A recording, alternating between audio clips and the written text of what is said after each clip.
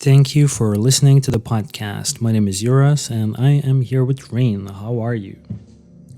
Hello, everyone. As always, completely good. How are you today?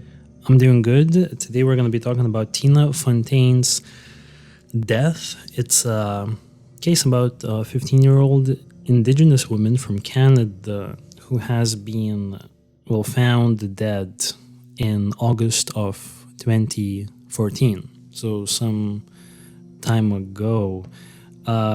Tina's case is considered among one of the more better known cases in Canada involving an Indigenous woman and how Indigenous people in general are being mistreated in the Canadian society. At least there are people saying that Indigenous people in Canada are not offered, good enough social services, I would like to say. Really? Until now?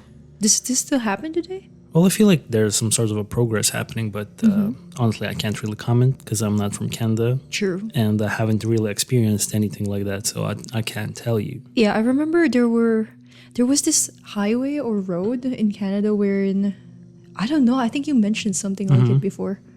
You probably know about this. Like a road wherein I did mention it.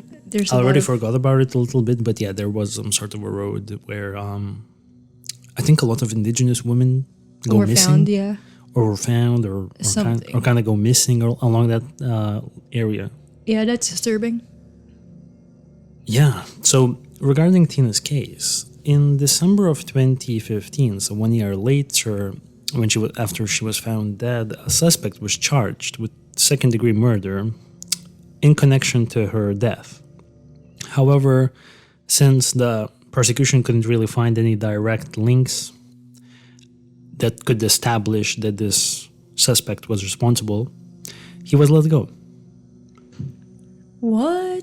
Yeah, well, I guess it's up to us to decide, or at least to kind of have a conversation today and see if we can, what we think about it. I mean, maybe there's a reason why the police just released him. Yeah, not enough evidence, as you mentioned. Yeah, but they did a lot of undercover work trying to get some information out of him. Anyways, let's jump to the backstory. So let's start a little bit with Tina's backstory and her background as an Indigenous Native Canadian woman. So her paternal grandfather was a residual school survivor. And he had experienced as a child apparently a lot of alcoholism and violence. We're starting off with her grandparents. So residual school survivor. Basically, there were, I don't know if it's still around, but at one point there was a system in Canada where they would put all of the Indigenous kids in these special schools where the motivation was for them to lose their heritage and become more assimilated with the European Canadian majority population. That sounds terrible. Yeah, so they were basically culture cleaning Canada, trying to make sure that the next generation of Indigenous people would assimilate into the society and they wouldn't be outcasts. But I think it's agreed that it was probably done in one of the worst ways you can, by taking kids away from their parents, away from their communities, putting them in some schools, trying to teach them how to be basically a European Canadian type of a person, which is not something that I think the Canadian government does anymore, or at least I would think so, because there's some backlash about it. At the age of 12, her father, Eugene Fontaine, had left his home in Sagakeng First Nation, and there are a lot of First Nations in Canada. So First Nations are basically the communities of different tribes that are indigenous to Canada. So this particular First Nation, the Sagakeng First Nation, was 71 miles north of Winnipeg. So he essentially moved to Winnipeg at 12, and he fended for himself on the streets. So he had a rough childhood, and I guess a young adulthood as well, Tina's father. And Tina's mother, Valentina Duck, was raised in a different First Nation, the Bloodwayne First Nation, which was 160 miles north of Winnipeg. So all of these locations are generally around the city of Winnipeg, which is the sixth biggest city in Canada. So it's a pretty sizable city. Starting at the age of 6, Valentina Duck was removed and then later on returned to her mother several times by Manitoba Child and Family Services. I think Manitoba is like the local state or like a region of Canada that everything is happening within. And her parents, Tina's parents, met when Valentina Duck, her mother, was just 12. And her father, Eugene, was already 23. So it was a bad start Illegal. to begin with. Yeah, I don't know if I think it's definitely illegal. And I think in Canada, the legal age of consent is 16. So it's a little bit less than in Europe, I would say. Yeah, but still, it's still wrong. 12 is really terrible. And at the age of 14, Valentina Duck gave birth to her first child. 16? At 14. She gave birth at jeez. 14, yeah. Who was immediately and permanently taken from her by Child and Family Services. And Tina Fontaine was actually born 2 years later, in 1999, on January 1st. So literally on New Year's 1999. And her mother, Valentina Duck, at that point, well, she was 17. Still very young, a very young mother. Tina was born in Winnipeg, so this is why I kind of wanted to bring up her parents in the background, because I guess it makes sense. You know, it's not an easy childhood that Tina was about to basically have, you know what I mean? And when she was 1 year old, Tina was removed from her family's care immediately. And this was the first time that it happened by the Child and Family Services. It happened again when she was 2, after which she was returned to the care of her father, Eugene. When Tina was 5, though, her father placed her and her younger sibling with her great-aunt and uncle, Thelma and Joseph Favel, through a private guardianship agreement. So what I'm trying to say is that Tina actually, well, for the most part, she grew up with her great aunt and uncle instead of her, biological parents. So when Tina was living with her great aunt and uncle for nearly a decade, they were living in this town called Powerview Pine Falls in Manitoba. And she was apparently doing good until the age of 12. She was going to school, she was doing good, she was getting good grades. Apparently she was a really good student and she had looked like she was going to have a really good future ahead of her. Mm-hmm. But at 12, something very bad happened in her life. Her father, Eugene, at that point he was 41, was beaten to death. And his 2 assailants were later convicted of manslaughter. So her father was badly murdered in a very bad way. I don't know why they slapped them with the manslaughter charge. I didn't get into the details. I tried to find a little bit more information about Eugene's case, and I only found one article, and it stated that, it was pretty bad. So this was I think, according to the information I found online, the pivotal moment for Tina. Because after this, Tina's life went from going on a very good course to a very, very bad course. Tina basically started being absent from school. She started missing assignments and being suspended from school. She was getting into verbal confrontations and physical fights that resolved in police being called on her. She was also getting medical treatment for self-harm, and she was reported missing 3 times. So it was very bad. Her father's death. I mean, understandably so. Yeah. I mean, she was really hurt and traumatized by it. And I completely understand what happened. She was trying to find herself. And it seems to be a very traumatic event, you know what I mean? Yeah. So this is when we're gonna start moving into the disappearance. So we talked a little bit about Tina and her upbringing. Now, in early 2014, when she was 15, Tina went to go visit her mother in Winnipeg. At this time, her mother, Valentina Duck, had already lost custody of all 7 of her children, and she was struggling with alcoholism and she was involved in sex work. So, I can't. It's like, how else would I describe? S work? Okay, let's do S work. Yeah, that sounds terrible, but Jesus. Okay, let's go with S work. So, Valentina Duck was involved with bad things. And on July 17th of that same year, so I don't know exactly, we don't know a lot of information what she was doing, what Tina was doing for the first part of 2014, but by summer, her mother had already kicked her out the house. And then Tina was later placed in a downtown hotel, because apparently that's what they were doing back then. Like the child services would put a kid in a hotel while they kind of tried to figure out what's next. that's interesting. Now that practice might be gone, I'm not sure, because it got a lot of backlash, because these kids would, if they were like troubled kids, they would just leave the hotel Yeah, easily. and go back to trouble. So I think they would kind of not give the proper care for these No, maybe kids. maybe they just didn't have any other choice, no better facilities. You know? Yeah, but they probably didn't have a right system. They probably had to have Definitely. some sort of a better system. I mean, I'm not an expert. I'm just, Of course you not.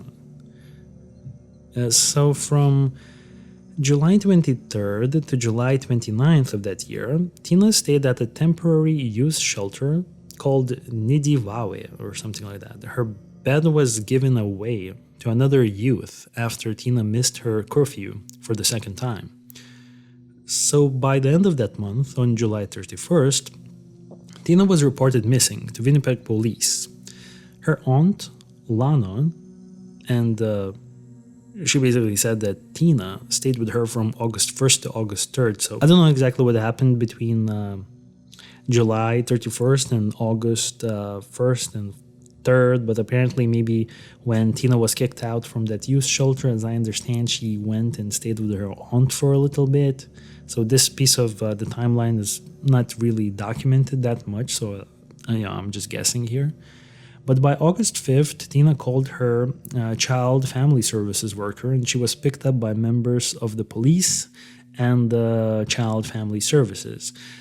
And we don't know exactly what happened between the 5th and the 8th of August of that summer, because she remained a missing youth. So this is very complicated, but between the 5th and 8th, she was a missing youth. And why I'm like specifically stopping at these particular very like specific dates is because this is around the time when she disappears. We're kind of really going close to what happened next, right? Oh wait, she disappeared when she was younger, like teenagehood, or maybe early 20s. She disappeared. Well, Tina disappeared when she died when she was 15. Oh jeez, I don't know, for some reason when we started recording, I thought she was in her like midlife. No. Mid-30s or She something. disappeared when she was 15. Interesting. So now I'm gonna walk you through like the details that kind of led to her being missing, and essentially why we're talking about this timeline very specifically is because the main suspect that we're going to be talking about today, there's not a lot of information why he was the main suspect.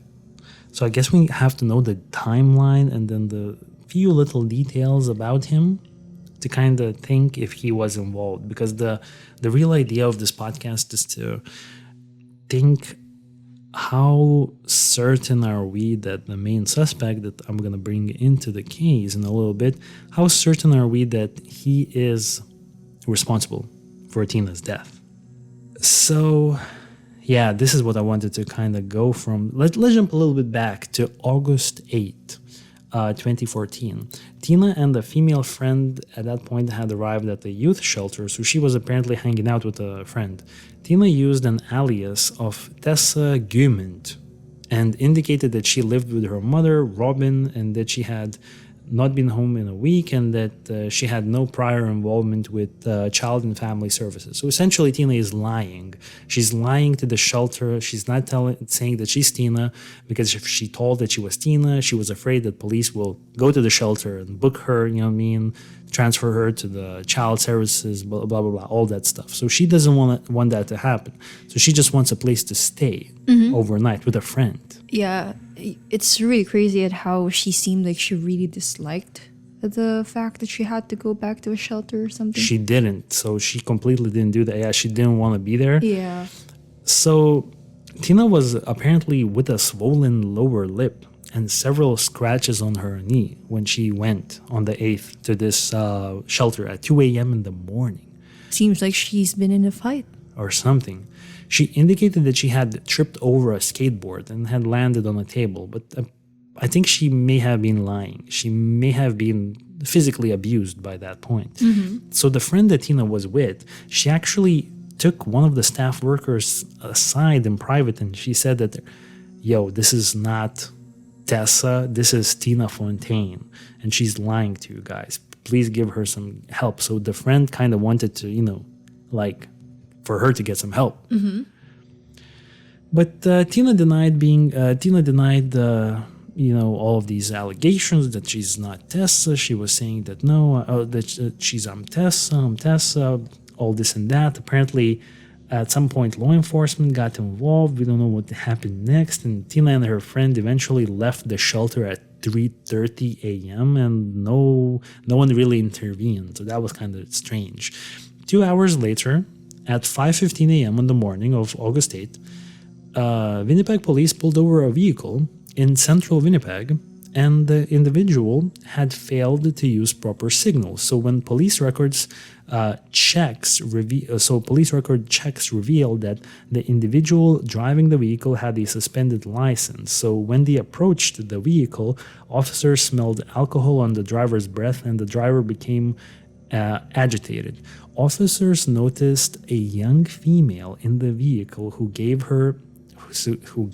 them the name as Tessa Dewhart, but this was actually Tina. She later admitted to being Tina. So police actually saw her 2 hours after that incident at the shelter with a friend in another vehicle with another man who's driving drunk, intoxicated, at like 5 a.m. in the morning. Tina lies about her name. She says, I'm Tessa. Later confirms that she's Tina to police, and police do nothing. Even though they could have done the scan and they could have checked that she's a missing girl. So later on, the two police officers were fired because of this. So they messed up big time here. Yeah. A few hours later that morning, at around 10, 6.5 hours after leaving the youth shelter, two individuals found Tina unconscious in a black alley near the University of Winnipeg. This was a known area for exploitation. Ooh. They reported this to the university's security, and Tina wasn't able to be waken up, so they called 911. And she was immediately taken to the Health Science Center by ambulance and told paramedics that she had been with a man and she had been consuming alcohol, cannabis, and other drugs. She presented as confused and had blisters and burns on her lip. So she was in a very bad state. She probably was doing drugs in the morning. Seems so. And she said that she was with a particular man. So when the child services came to the hospital to check up on Tina, Tina spoke of wanting to get a bike as she had lost hers, and indicated that a friend of hers, Sebastian, aka Frenchie, aka Raymond Cormier, aka the main suspect that we're going to talk about, Raymond Cormier, apparently was going to give her the bike. So, why? because apparently, and this is, I can't really verify, but this was so strange. Apparently, and I know like this is such a confusing and hard case, but I think I'm doing a good job here, like as good as I can to explain what's happening here. I think it was a circumstance where Tina and what's her name, Raymond Cormier, the main suspect, he was I think 58 at that point, so he's an old man hanging out with a 15-year-old girl. That's terrible. I think Raymond took Tina's bike, because she had a bike, and sold it and bought drugs with that money. And How did they meet though? Like, I'm just curious. Like, how did a 58-year-old man hang out with a 15-year-old girl? Very good. Very good that you're asking me this. We are now going to play a video for our audience, and we're going to watch it right now as well. And it's basically Raymond Cormier explaining his side of the story. So let's take a look what he has to say. Suspect police honed in on was Raymond Cormier, a man who had spent most of his life behind bars, serving time for some 92 convictions. Cormier was uncooperative. To make a case, police orchestrated an undercover operation to elicit a confession from Cormier. They never got one, but they did charge him with second-degree murder. After a 3-week trial, a jury rendered a verdict and found Cormier not guilty, a finding that angered some. Not once in my life have I ever seen justice since I was young. And saddened others who hoped the trial would produce answers and perhaps some closure. This is not the outcome anybody wanted. The systems, everything that was involved in Tina's life failed her. Raymond Cormier never took the stand at his own trial, and so he never had to face questions about whether he exploited Tina Fontaine or played a role in her death. But he agreed to answer those questions in an interview with CBC News. This is my testimony, this is my statement, this is my opportunity to get on the stand.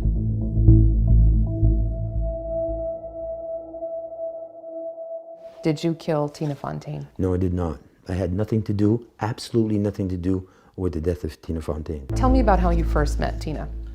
I'm riding down Charles Street with a muffler on my shoulder, and there were 2 people walking towards me, and so I'm just moseying along. I can't drive fast because I got a big muffler on my shoulder, and I go by them, and they're trying to talk to me, and I don't want to stop. I just want to keep going. I don't know. I got no reason to stop. They kept on talking to me when I went by, and then I said out loud, "There's only one reason why I will stop." And I think it was Tina who said, "Why? What is that?" I said, "You got any dope?" And then I heard, "Yeah, we got some dope." Oh, so I started slowing down. "What do you got?" And said, "We got some weed." Oh, so I pulled over. I'm gonna smoke a joint. So then we started talking, and then that's when they told me they were homeless and didn't have no place to stay. How well did you actually get to know her? Because it was only, how many times did you hang out with her? 4 times I met Tina.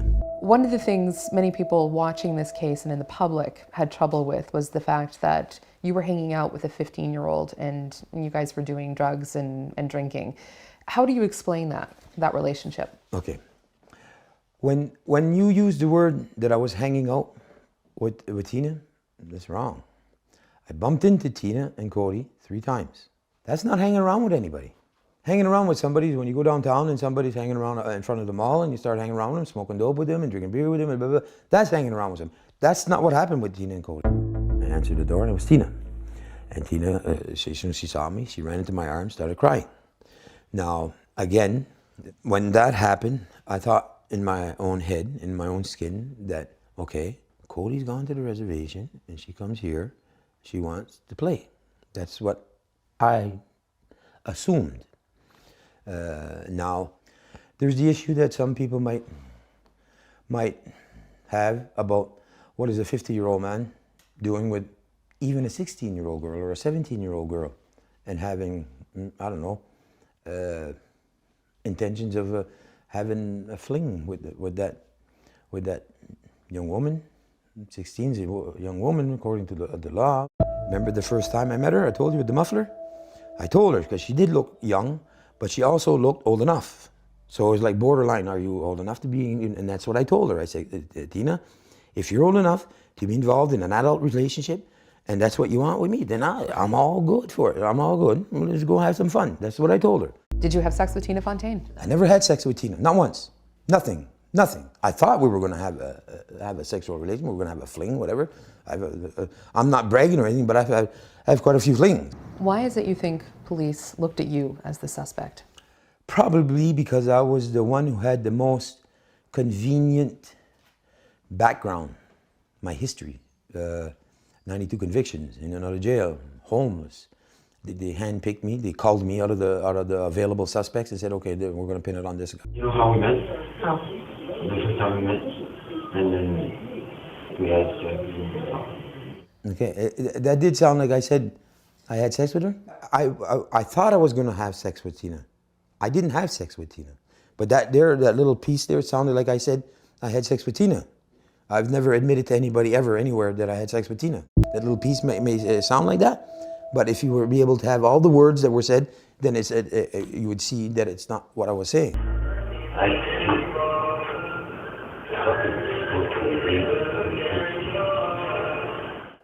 Okay. No, I've listened to it 100 times. You can't make out what's being said. So the police officer who transcribed this is Sahota? what he said. Yeah, this is what he said. Says, you ever been haunted by something? He says. I remember saying that to somebody. What happened there really it's not right. It's right on the shore. So what do? Threw her in. I did Tina. Supposed to be legal and only 15. This is what he says was said here. Okay, now those things, now if my recollection is correct, I said those things, but it's all the missing words. It was them cherry picking available dialogue, and I don't know if it's distorted deliberately or not. So this part here, it's right on the shore. So what do? Threw her in. I wish I could remember, but it wasn't. I wasn't making any confession. Go find that girl. Well, she probably wouldn't remember because she's all doped up and everything too. But I didn't take a strange girl, bring her into the apartment, and say, "Listen, I killed Tina, and I threw her in the river or whatever." That's not what I did. Then there's the duvet cover. The duvet cover. Mm-hmm. When that was brought up in court, did you? Can I show you guys my body right now? Sure. There was 20 hair. Look at this body. Tell me, is there a lot of hairs on there? There's a lot of hairs. In the middle of the summer, with a duvet cover that's supposedly mine, you'd think that one of my hairs would be on that duvet cover, wouldn't you? Did you dispose of Tina Fontaine's body? No, I did not. Did you have anything to do with how she ended up in the river? Nothing. Nothing at all. At that time, you were doing a lot of meth? Yeah. Is it possible that you were high on meth and might have assaulted Tina Fontaine and killed her? No. Another thing that we heard throughout the trial was that you contributed to Tina Fontaine's drug use. Is that correct? Partially. And only a little bit, and it was weed. I wasn't feeding Tina coke or crack or crystal meth. Is it possible that she might have OD'd, lost consciousness, and you disposed of her body in the river? No, that didn't happen. When you say you didn't kill her, when you say you didn't have sex with her, as someone with 92 convictions, why should we believe you?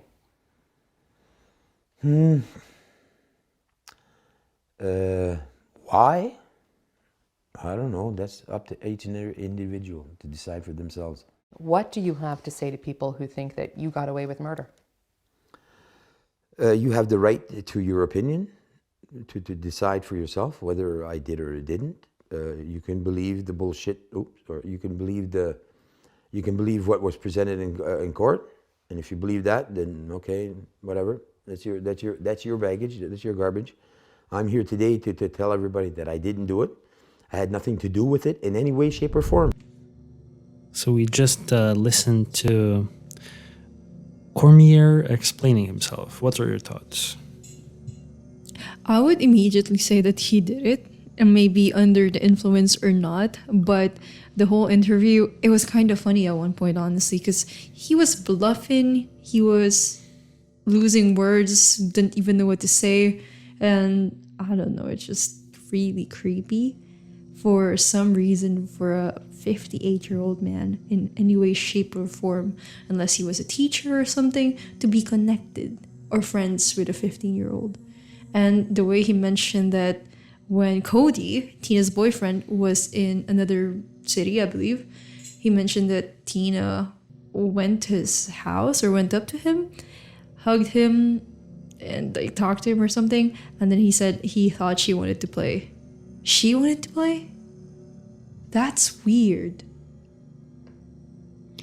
So I think we can all agree that, Cormier is a scumbag, one way or another. A creep and 92 convictions. How would you even have that? How?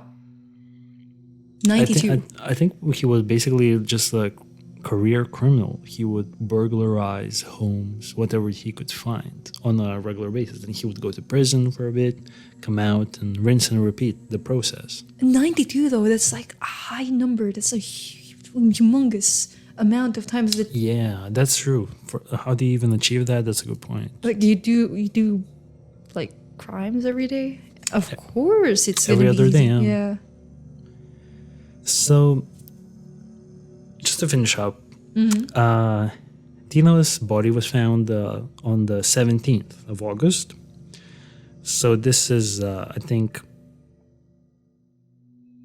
8 days after she was last seen with Raymond Cormier, because someone saw them apparently arguing. And we don't know exactly the information what Raymond was doing between the 9th and the 17th, but police believe that Tina was murdered at around the 10th of August, and then autopsy actually wasn't able to conclusively determine the cause of death. And this was one of the reasons why I think the trial never happened, or like, I don't know what's the legal wording here, but he never got to, answer his questions in court, is because the autopsy wasn't able to determine if Tina was murdered or if she died of natural causes or something like that. But obviously she was held down with rocks in a river, so I'm pretty sure it's safe to say she was murdered. I don't know how the autopsy person didn't come to the conclusion that she was murdered. Maybe for some legal reasons they couldn't really come up with that assumption. But why? Maybe they just looked at her body and they determined that somehow she could be, by natural causes, be found wrapped up in plastic and the way covered, weighed down by rocks in a river. There could be a possibility that maybe they did the autopsy and maybe she did die of natural causes, but then she was dumped in the river as a cover-up. That's a good point. Mm-hmm. That's a good point. And that's why they made that decision. But someone is responsible for dumping her that body. That guy, the 58-year-old, was his name again? Raymond Cormier. Mm-hmm. So Raymond Cormier, if we're going to jump to this guy a little bit more, he is now dead. He has died this year. Raymond Cormier, I'm trying to find a little bit more information about him. He died, I don't know, 2014. I'm trying to find the exact date, but I guess who cares? He's dead. And apparently the remaining family members of Tina believe that he took the truth with him to the grave. And his death, I just really quickly want to say, his death, we don't know lots of information, but it's deemed not suspicious by law enforcement. So he was deemed not suspicious by law enforcement.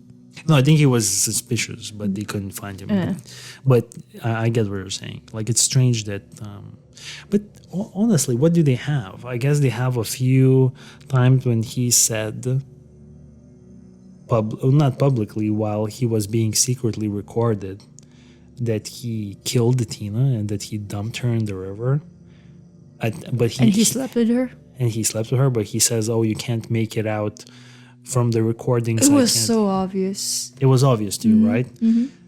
And that's why he got released, because they didn't have enough stuff on him. So it's just basically circumstantial evidence and then him admitting to it in some recordings. And apparently that wasn't enough. I'm also wondering, since she's been dumped in the river, potentially any sort of DNA had already washed away.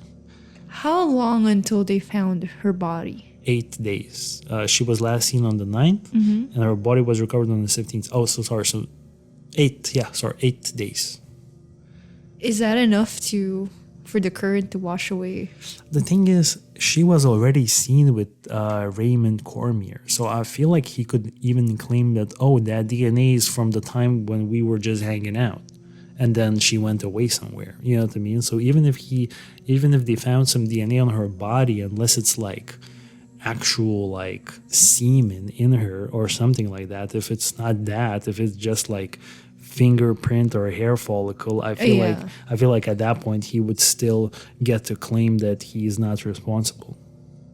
It's just like you and your coworkers. Let's say someone finds you dead, and they find an innocent coworker's hair follicle on you. You know. Oh yeah, we were working yesterday. We were in the office yesterday. The whole day. Exactly. And that person wouldn't be really responsible, right? Yeah, I guess. So that's what I'm trying to say here.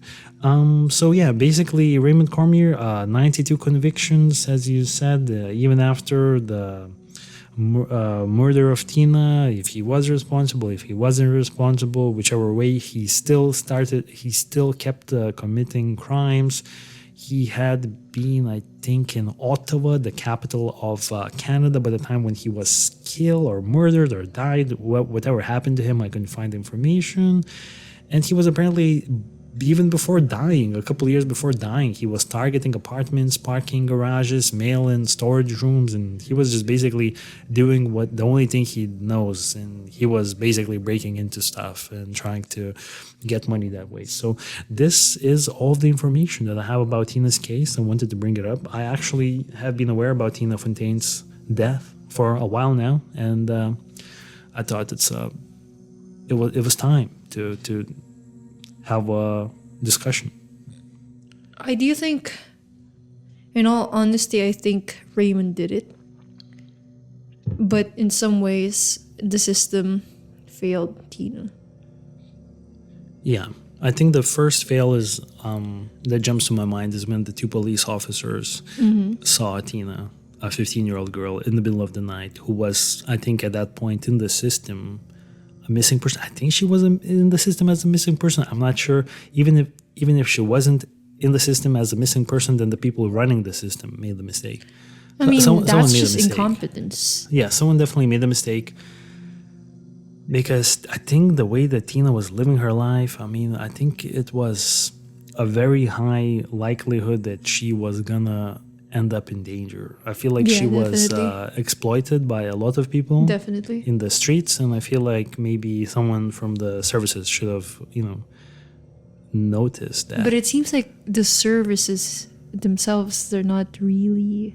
I mean, it's not like they completely let go of her either, but I don't think they were kind of doing the necessary steps to ensure her safety, because they were putting her in like hotels, which you could just leave immediately, I mean, not even that. Maybe it's just... And she was 15, so she was underage. I don't know what kind of laws there are in Canada, but I'm pretty certain that here, if you're like 15 and if you don't have, and your parents don't have custody of you, then I think you're still kind of have to report to someone by a certain time. I think Tina also had to do that, I guess. But it's just like here in Lithuania, I remember noticing like these news stories when underage kid like escapes the custody. Either they're in like foster home or something like that. I don't think there's much here, honestly. There are a few. There are some foster homes, not a lot, but there are some foster homes. And every time a kid goes missing in that fashion, like, from a foster home, they even put it on the news. And you could see the kid all over the like Facebook feeds and whatever, people trying to find it. And I think they put it on the news. So in Lithuania, I feel like when that happens, it's a pretty big deal. It is a missing kid. Yeah, and obviously I'm just, I don't know. I don't work for the police force, but at least they kind of make it seem like they're doing a lot. They care. It seems that way, at least, and it seems like they're usually found really soon after. So I don't know if that's the case in Canada, or at least maybe there is a racial. That's what I was going to say. Is there racial angle where if you're an Indigenous person, the service is not gonna take care of you as well as if you're, a typical Canadian. Canadian Yeah. with the That's very, my question, actually. Canadian background. So that's the thing. Well, who are Canadians? Indigenous people are the original, yeah, original. So definitely. who even are That's Canadians? actually my question. Like, why are they treated as if they're the ones who were the secondary citizens? Yeah, it does seem that way sometimes. But it's like not just in Canada. Yeah, So but still. this is a problem all over the world, I guess. But jumping back to the case, I would like to give my verdict as I think that if I would have to say right now on the spot, I would say that he did it. I would say that Raymond killed Tina. I am 100% convinced that Raymond did it, I'm and not you one- can't I'm convince not- me otherwise. I'm not 100% convinced because I haven't seen all of the information that police have on him, because it does seem like a lot of circumstantial stuff. And I'm just being like, I know this is a very unpopular opinion here because some people are like, how could you even say this? I would bet that Raymond Cormier killed Tina and he's responsible for her murder, just because of how police kind of were so confident that they could charge him with that, and they did like a 6-month sting operation. But since I don't have the information, I would say I'm not 100%. I would say 100%. I would say things are not looking good for Raymond, and He not got away around. with it, though. He's not around anymore. Yeah, he got away with it, basically. He got away with it. He might have not killed Tina specifically and But he- intentionally, but but he was he- involved in it, I bet. At the very least, he was exploiting Tina. Yes, And and I would bet he threw her Yeah. in the river. And he, at the very least, he got away with exploiting Tina, which is terrible. A 15-year-old, oh my gosh, in the interview he was saying that she was 16, 17, 18. Yeah.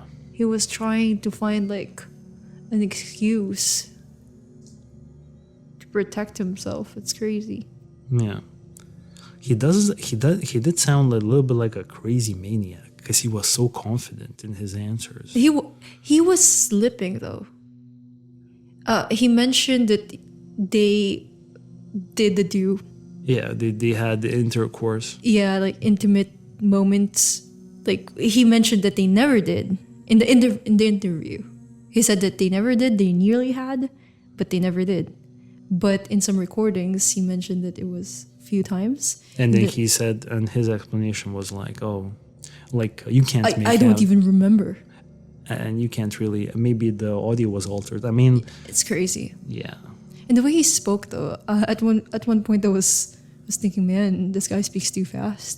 he spoke really fast. Yeah, Well, he was confident. You know what I mean? He was really trying to sell us the idea that he's innocent. He Well, was really going at it. So he wasn't convincing anyone. Well, maybe he did. maybe he did convince someone. I Yeah, don't not know. me. I'm not gonna comment on that right now.